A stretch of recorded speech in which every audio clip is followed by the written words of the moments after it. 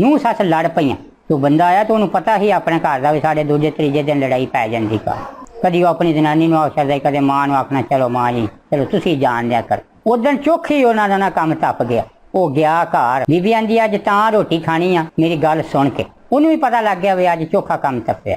उन्हें आख्या चल ठीक है रोटी फिर धर। रोटी दित्ती अगे धरी, आप कंध नाल खलो गए। 2 रोटियां नाल सालन दिता। एक रोटी उन्हें खा ली, दूजी नूं भन्नण लगा, उन्हें अगों छाबा चुक लिया। उन्होंने गुस्सा चढ़िया, उन्हें चपेड़ मारी, कंध ना डिग पई, सिर थोड़ा पाटिया जां बाला पाट गया। उन्हें बीबी दे 2 ही थां ने, जां पेका जां सौहरा।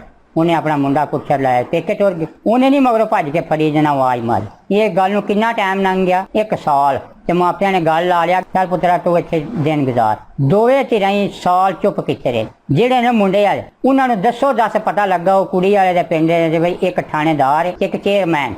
उन्होंने घर होर मुंडा टुक्किया। उन्हें आख्या फिर भी साडा जवाई है, उन्हें भी नाल लै चल।